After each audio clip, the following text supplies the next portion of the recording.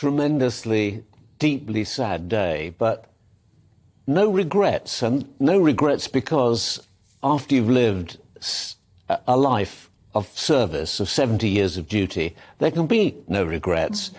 We were just saying, we were shocked. I mean, it was expected. She was 96. She was getting more and more frail. Every death is sudden, of course, but this was so unexpected.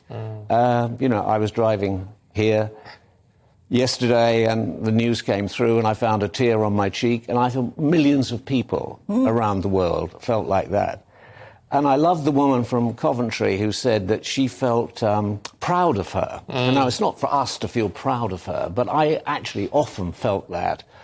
I mean, in Beijing, standing there in a silver gown with her garter sash and her tiara, making a speech of friendship to the communist hierarchy who sat there in rather non-committal state, and then being asked to sit down and eat dinner. And what was dinner? Sea slug, but she carried on and she did it.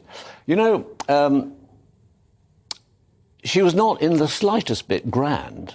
The job was grand, but she had a natural modesty, which was reflected in her eagerness, her insistence of making other people feel at ease, which she always did.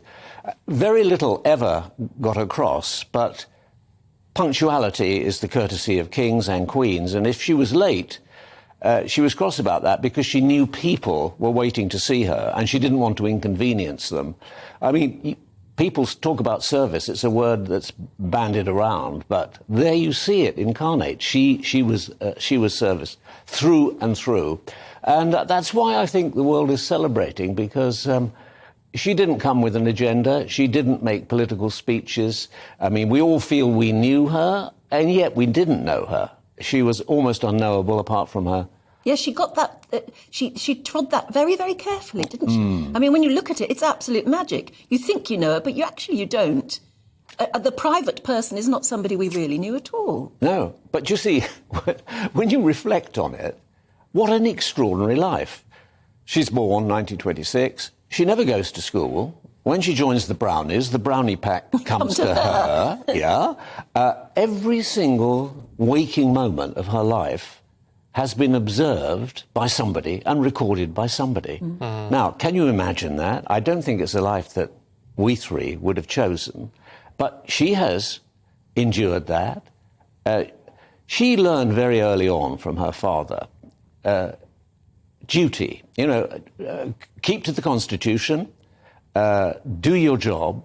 She was well tutored, although she didn't go to school, spoke very, very good French, very important in Canada, where Francophone Canada, Quebec, was always a problem.